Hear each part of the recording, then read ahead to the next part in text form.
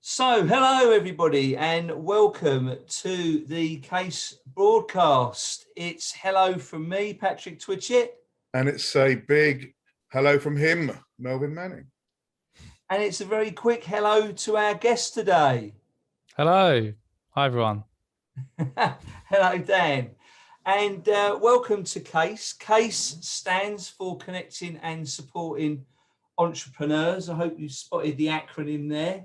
Nice. We run mastermind groups, monthly workshops, and this monthly broadcast on video and audio, where we want to give you, the listener, some valuable input to help you on your journey. So we want you to listen out, listen up, and listen in.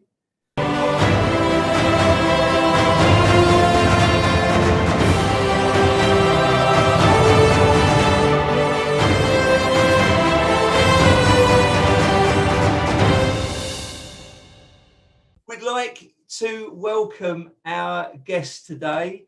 Firstly, I'm Patrick Twitchett. I run a cost consultancy, and Melvin. Yeah, I'm a business owner and I play in the communications world. Very good. And our guest this month is Mr. Dan Knowlton. Dan, Hi. Please let our listeners know who you are and what you do. Sure. So I run a creative video and social media marketing agency called Knowlton with my brother and co-founder Lloyd. And we produce creative video and run paid social media ads that drive a trackable ROI.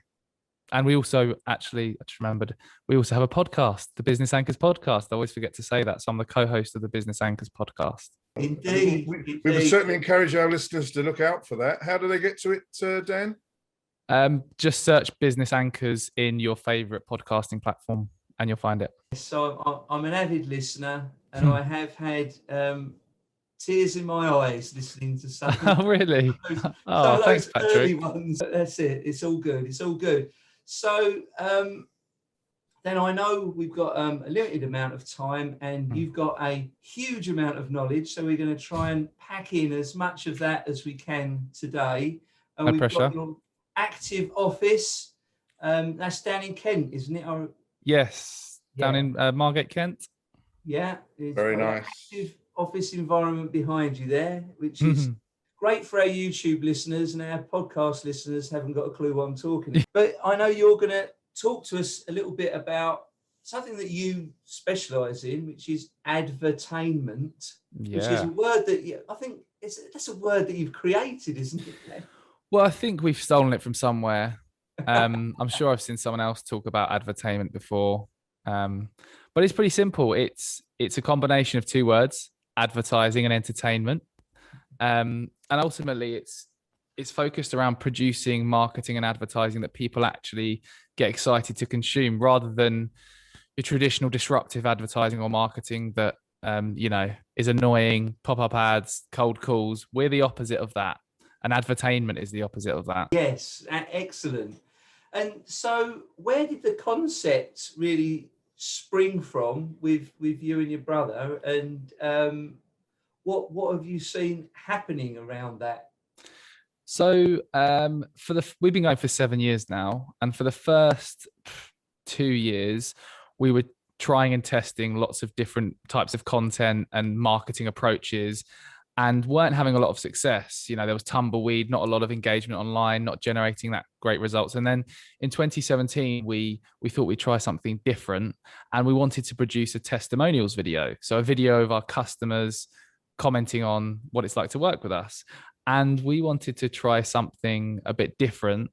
So what we did was we went out and shot videos, segments of our customers commenting on what it's like to work with us, and then we also dressed up as different characters and commented on what it's like to work with us. Obviously it was us dressed up, but we're saying things like, oh no, I definitely don't know them or anything, but they're brilliant to work with, and that kind of thing. Edited it together. It was just a bit silly and a bit creative. Posted it online, and for us it got like 3,000 views, 50 comments, and we won some business from it. So that was the first point of us realizing, wow, you can actually produce something that really sells your service, but your audience are actually really interested to consume it as well. And that was kind of the first stepping stone to us then going on to create a whole load of concepts and marketing campaigns that are, a similar kind of format. Excellent. Yes, and I must admit, I have seen that particular one and some of the subsequent editions of that. I think one of my favourites actually was it was the LinkedIn the person who was new to LinkedOn. If I remember, that was Lloyd's character. And, hi, I'm new to LinkedOn. Yes. And Yeah. you just wanted to watch it because it was humorous. And you know, when you look at some of the stuff that is on, especially LinkedIn, because I think people refer to some of these straight-laced people as the LinkedIn police, don't they? Yeah. They like to comment on posts and say, "Oh, I don't think that's very appropriate for a interview. It's not very professional."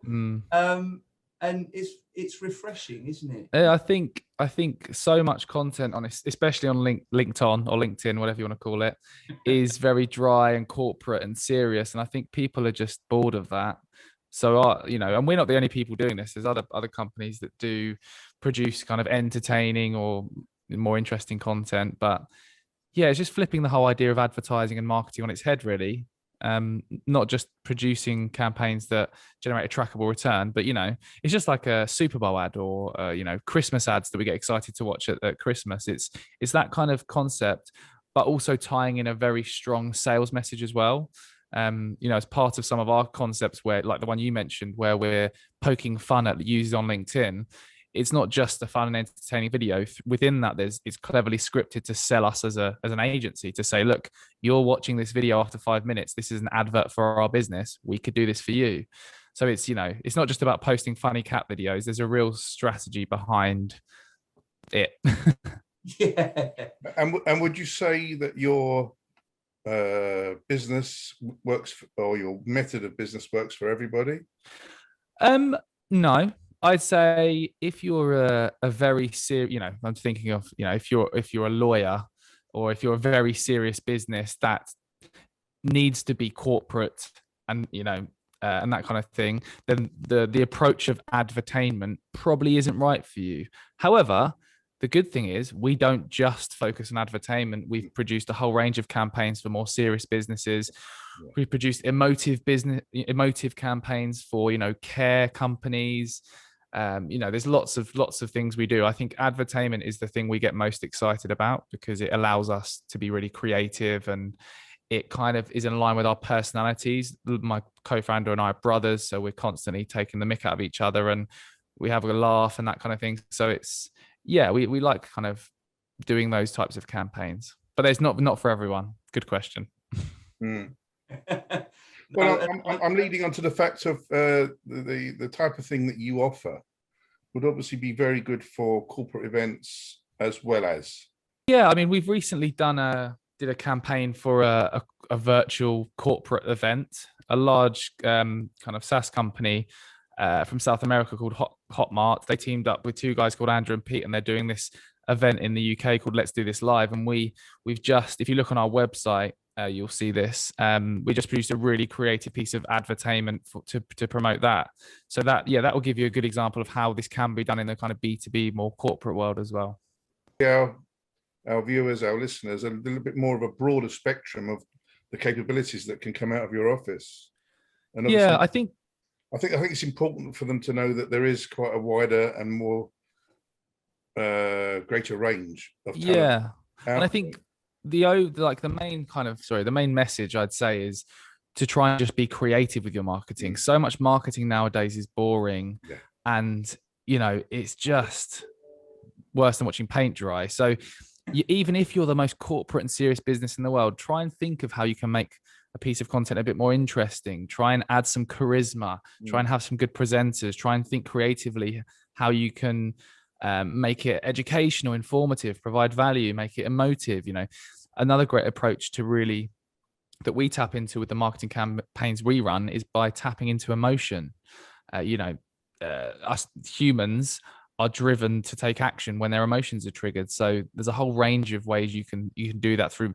One approach is making people laugh and entertained. One is making them sad. You know, if they see something that there was a great campaign I remember talking about a while ago in an event at an event, sorry, it was St. John's Ambulance or something like that. We had this really emotive campaign where a child had fallen from a tree, and it might be an advert that you've seen, but there's just clever approaches to triggering emotion to get people to listen and drive the change in behaviour. Mm. Yeah, because emotion is the great selling point, isn't it? And that's what people buy from, isn't it? Yeah. From the emotional standpoint. So why do you feel it's so effective as a marketing strategy? Is it that emotional side that you think is the key? I think all marketing is focused around grabbing someone's attention and holding it for long enough to sell them something in its most simplistic form. And what Advertainment does is it makes it much easier to grab that person's attention and hold it, because you're producing something that isn't focusing on sales initially. It's focusing on what will these target market find interesting to consume? What can they relate to? And then intertwined within that, there's sales messages. So it's ticking all the boxes really. And it's not, there's also, a lot of people that see the content, the Advertainment kind of piece of content, aren't ready to buy, but what they do feel is a positive emotion when they first see your brand. And, that's a great thing, because when they are ready to buy and you've sort of, rather than disrupting them and annoying them with a disruptive ad, you've put something in front of them that's interesting, that they want to tag their friends in and say, wow, look at this is amazing. So they have that positive emotion to start off with. And then when they are ready to buy, then, they're more likely to buy from you. So it's just an incredibly powerful way to market your business. Yeah, it does definitely open up your mind. When I reflect, and I'm a lot more senior than you are, Dan, and I remember the PG. Yeah, it doesn't show, does it? The PG Tips ad with the chimpanzees. If you're old enough to ever remember any of them. Yes, I do. Were they with Johnny Vegas? Towards the end. Oh, right. Johnny Vegas. They went on from the late, 1960s, early 1970s. Right. And it was all about, a cuppa. And it was all about, the piano's on my foot. You hum it, son, I'll play it. All that. It was all those very, very clever, kind of like drawing types of wordage, which the monkeys delivered, which created everyone looking for that brand. And we haven't reinvented the wheel here. Like you say, this type of advertising has been happening for years and years and years. I just think we've emulated that for digital platforms, for social media, and added our own spin. Yeah. The PG one, I remember when I was younger, they done like a 2 or 3 minute ad, and it was based on James Bond, the chimpanzee on skis going through the snow. But I just sat there watching it. I remember watching it because this was really enjoyable and it was fun. Yeah. And I know we've all experienced it when you're in the cinema, because you don't necessarily laugh at home out loud sometimes. When you're in the cinema, I don't know why, you see the same advert that you've seen at home and everybody laughs, don't they, in the cinema? Yeah. We can only hope that you've got PG Tips in your cupboard, Patrick. Did it work? Yeah, did the advertising work? Well, this is the thing. It worked for me. I won't drink anything else. Good. So it's weird, but I'm a little bit younger or older than all of you. Mm. So the thing is you are sort of ape-like and primitive as well, Melvin, and I think that's probably where the synergy sort of really fits in. But so, Dan being the star of our show, let's get back on track. I told well done, you, Melvin. Dan. I told you to pull me in. Thank God you're here, Melvin. So Dan, if you had a specialism, or if there was something special about your business, and I wanted to find you, obviously I can go and find you on Google, but I don't know you. I mean, do you have anything that is unique to your offering? I'd say it's the way we approach marketing. I think most marketing companies still follow very traditional approaches. I've got a pen in my hand here for the listeners. You come to me and you want to sell this pen. What do? I produce videos saying how brilliant this pen is, and that it's great and the ink's great and it's good quality and you should buy it. that's still the kind of approach that lots of marketing agencies are following. Whereas we think about who is buying this pen, what does that person care about? What do they speak about with their friends when they're in the pub? What do they speak in their friends' WhatsApp groups when they're picking the kids up from school? What kind of topics are they talking about? What they're interested in? We produce content that taps into those interests and integrates the pen into those concepts to capture their attention, hold it, and get them interested in the pen. It's a much more it's an approach which is way more focused on the end user rather than the company trying to sell the pen. And ultimately, that approach sells more pens. So to those joining us today, just a quick breakaway from our discussion there, just to let you know that if you wanted to know more or be a part of the CASE Mastermind community, all you need to do is follow the links in the notes below to our website to find out more, and I'll see you there in case you didn't already know. And now let's go back to the discussion. How can entrepreneurs and business owners use advertainment themselves to grow their business in their sector? Those that are listening now, what can they do about it? Amazing question, Patrick. Thank you for asking. So I'd focus on a few key things. Let's break it down and keep it simple. One, understand who it is you're trying to convince to do something. Who are your target market? And by understand them, I don't just mean write down their age, their gender, where they live. I mean, really do research to figure out what do they speak about with their mates in the pub?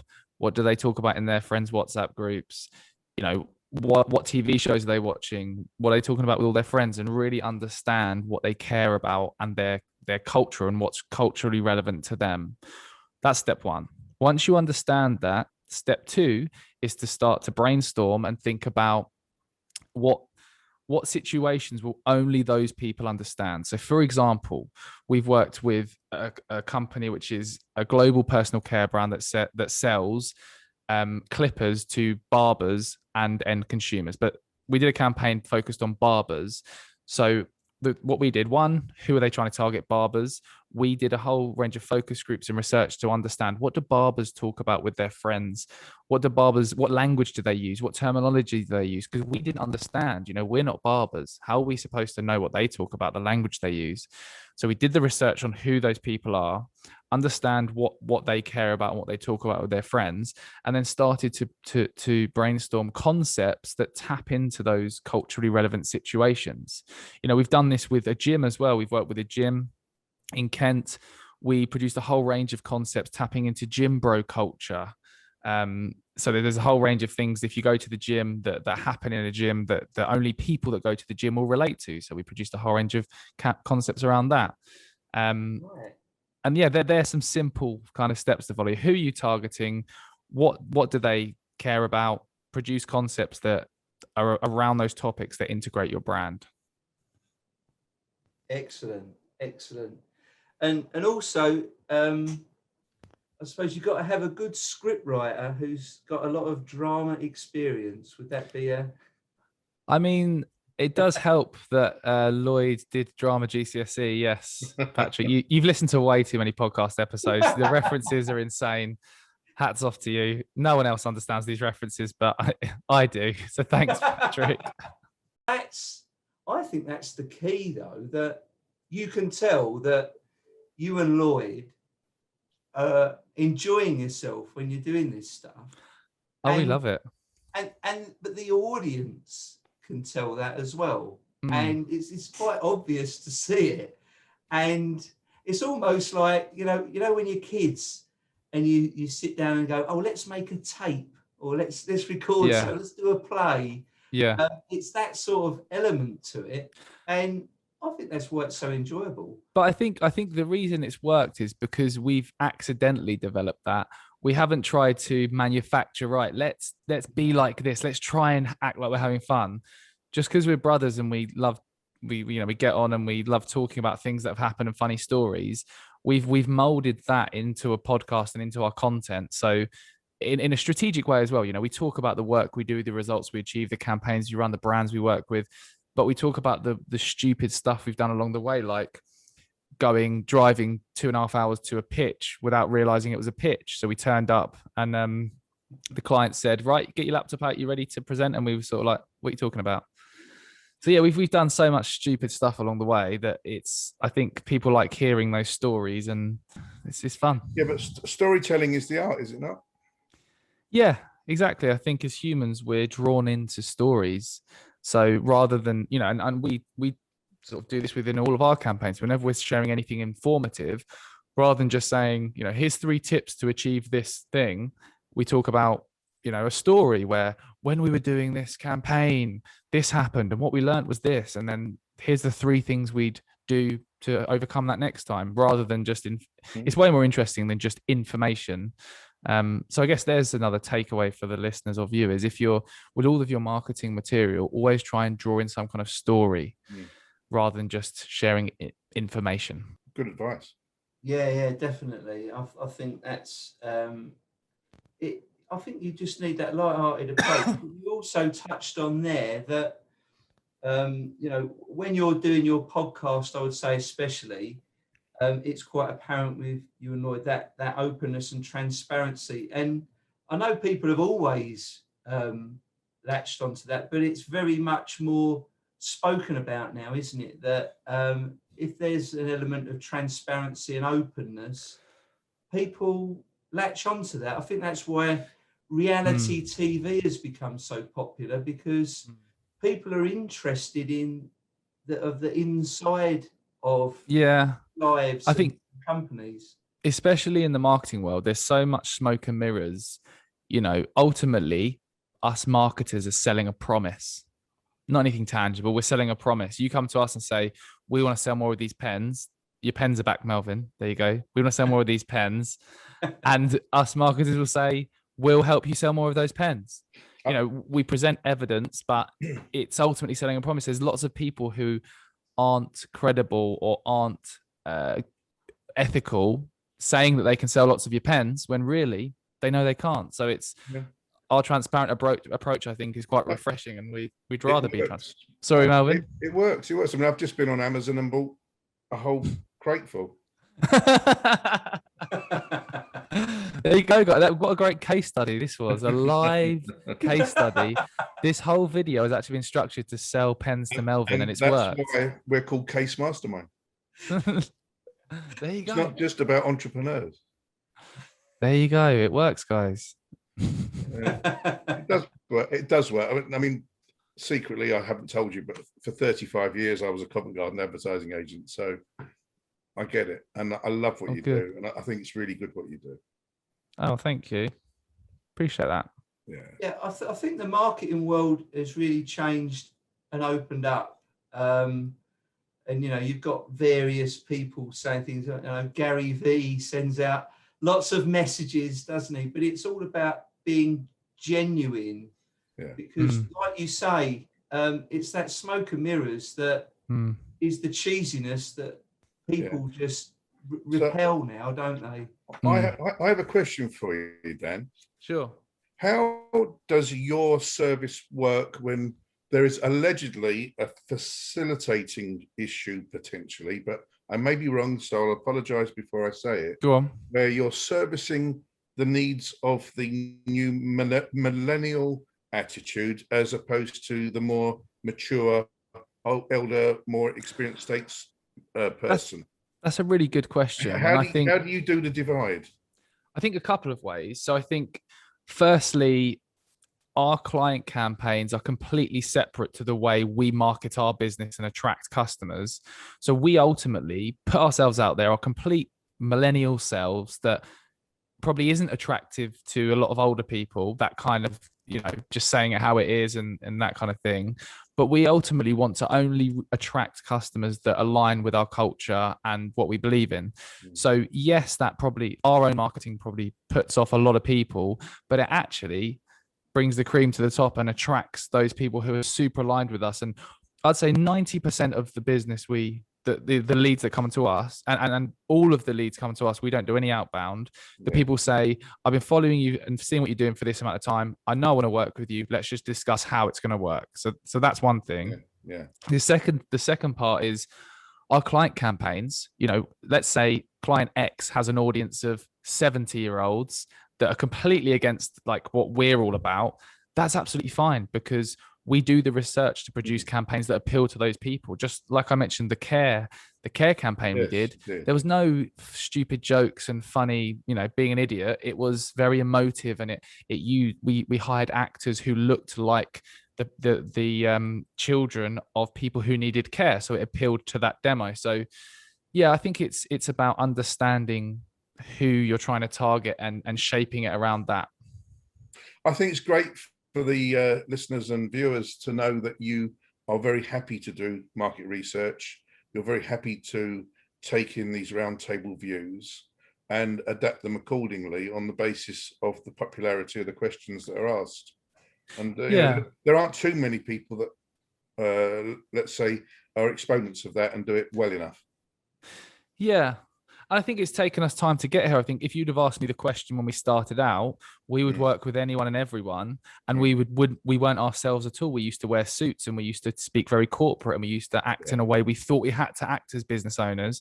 Yeah. Whereas when we've gone along this journey, we've now realized, you know, it's better for us to be ourselves and attract the kinds of clients that align with us. Yeah. And also, you know, if we just produce campaigns that fit in with the Knowlton brand of being fun and entertaining, that's not going to work for all our clients, because they're you know, we've worked with some very serious corporate global brands that do not want to do for things that are funny and advertainment and entertaining. Yeah. And we've got a good enough team that come up with creative concepts that can still drive trackable results, but with a whole different approach. So, like that answer. Thank you for that. Yeah. You're welcome. Yeah, no, it's good. And I must admit, I've said this to Melvin before. I drive my wife mad because I don't know whether you do it, but I sit there sometimes when the telly's on and the adverts come on, and I'm actually quite alert now. Whereas, you know, years ago you used to go, oh, it's the adverts. Oh, come on, hurry up! I want to watch the A-Team again. You know, what's happened to Murdoch and Mr. T? Yeah. But now. But I suppose because working in business, I actually look at adverts to learn from them. Analytical approach. Yeah. And I sort of naturally go, oh, did you see what this is one step. This is one step beyond that. This is corporate video. This is structured promoting of a service or a product that obviously, you know, the brand Knowlton is really, really expert with. And I know you said there's other companies out there, but you do have your unique selling points, which clearly draw people to you. Yeah. And I think it also repels a lot of others. I think that the great thing is people, with our approach to marketing, we put everything out there, produce lots of content, put our personalities out there, show everything we do, and then people can choose if they align with that or not. And the ones that don't, you know, there's lots of other great marketing companies out there that have different personalities and that kind of thing. But yeah, it's really helped us to attract more of the right customers, because it's so important. We've learned to be able to say no as well, just as much as you say yes. When you get to that point where, you know, I manage the sales in our business, I've got quite high targets to hit. It's very difficult for me to bite the bullet and sort of say no if there isn't a cultural fit or we're not aligned with a potential customer. But ultimately, in the long run, I want our team to be working on campaigns where there is a good fit and it's going to work and that kind of thing. So it's been a challenge, and we're still learning. Like we're still early days and still making lots of mistakes and got a long way to go. It's just, this is everything I've said in this episode is just from my own experience, and not all of it's right. So don't listen to my advice all the time. As long as we're all learning by these mistakes, that's not a problem. Yeah. So Patrick, I guess we've kind of hit all the subject matter that's, I think certainly the listeners and the viewers will gain great benefits from. But, you know, is there anything from your point of view, Dan, do you have anything special that you might like to put out there? I'd say just be kind. Yeah. That's my final message. Thank you very much for joining us today, Dan. We really appreciate the time. I enjoyed it. I've laughed more than any other episode I've been on, so it must have been good for us anyway. It's probably a terrible episode to listen to, but we've had fun. Okay, now, Dan, our listeners out there, we have recently doubled the following in our listeners because Renee from Runcorn actually invited his wife Renata to listen as well. So brilliant. We now have doubled the listening volume of our audience. And hi all two of you. Yes, hello to you both. And we like to give them the opportunity to give us feedback or comment, and we like to choose. And you may have noticed that we've stolen this from somewhere. We like you to choose a word that you can put in your review. A word or phrase. Let me add. Yeah, a word or phrase, but it's pertaining to our subject today, Dan. So we like our guests to give us a word or phrase that they can integrate in their feedback or their response. That we stole this. You stole this from Dan, didn't you? And you didn't tell me. I don't know what you're talking about, Melvin. You didn't have the guts to even tell me. I can't believe it. Can I choose the phrase? Yeah. I'm going to go with Melvin's pens. That is brilliant. Melvin's pens. That is excellent. Oh, I think that's key. That's key. Yes, we'll certainly know if you've been listening if you put Melvin's pens feedback. So we again, Melvin, have our own word of the month that keeps bouncing between the two of us. It's almost trying to impress each other, although I know you've had to help me out with some of my spellings. Patrick, this is our love and hate relationship.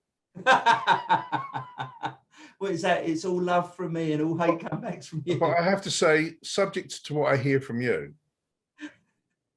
I have a very pleasant word that I'm looking to put forward.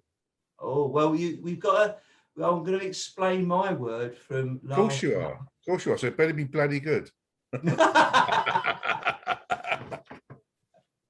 And that's Melvin being nice. Sorry, it better be good.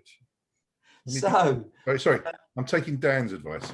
My word. It better be nice. My word was continuous. And Melvin, that means neat and eloquent. That's so pleasant of you. Was you referring to me, or was that for another? Oh, you must be joking. Nevertheless, I'm going to take Dan Knowlton's advice and be kind on that front.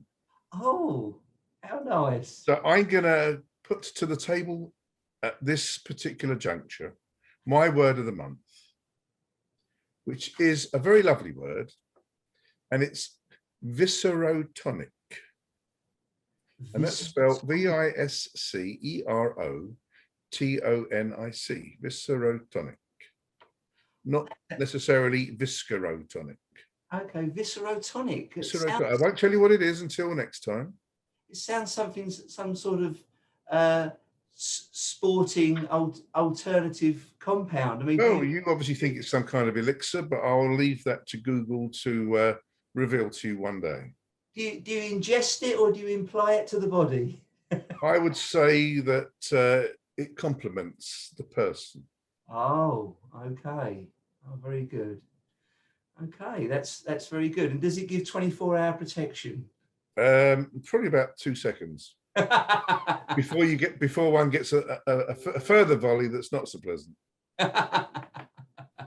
Very good. Okay, well, thank you for that, Melvin, and those listening in. Again, if you want to mention our word of the month in any of your feedback, which actually proves that you've listened, that will certainly get our attention, and you may even get a mention on this very podcast or broadcast or whatever you want to call it. Dan, for all our viewers and listeners out there, please tell us how they can get in touch with you. The best way, please. Thanks for asking, Patrick. So our website, knowltonmarketing.co.uk, or search Knowlton Marketing on any social platform, or me, Dan Knowlton, on LinkedIn, Twitter, etc. Well done. Great. Thank you for that. We'd like to thank you for your time today, Dan. It's been a pleasure. Well, thanks for having me, guys. It's been fun. Now, Dan, it's been a pleasure to talk with you. Thank you very much for coming along. Yeah, thanks for listening, everyone. Please look in the comments attached to the podcast or the broadcast, however you're listening to us. And we'd like to say it's a very much of a goodbye from me. It's a very big goodbye from him.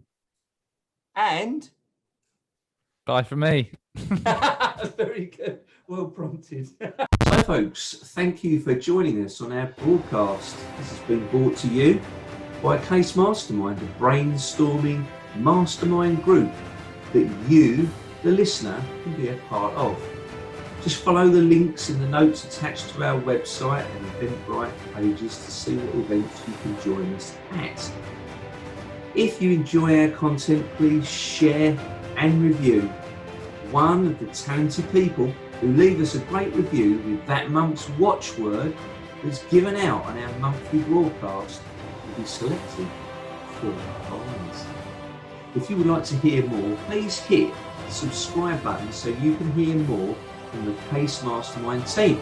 So remember, folks, listen out, listen up, and listen in. See you soon. I have something I feel strongly about in business, which is your income isn't your income. So again, I think mainly with smaller businesses, but a lot of businesses have a bank account and they get paid money in a month, and it's like, that's their current account. I made loads of money this month, and like that's your money to spend. Yeah. Oh, I'll get a new so if fridge. you have peaks and troughs, in the peaks, if you're like that in business, you take you've got that money out of the business, and you're like, oh, do you know what? You just go back home, you're all happy with yourself, say to your wife, yeah, I think we should book a holiday. And actually, I think we can afford that car that we wanted to get. Yeah. It's like, oh, this is great. But when you get to a trough and then you've made a loss, or you've made a very small profit and you've got no money, you're then in a really good point. Really stressed situation. So I always try and think that your income isn't your income. Yeah. So separate the money coming into the business to the money you have as a business salary. Owner personally at all. It's a completely different thing. The interesting thing is, when we convert a significant deal in the business, for the last few years, I've never thought, oh, that's more money in our pocket at all.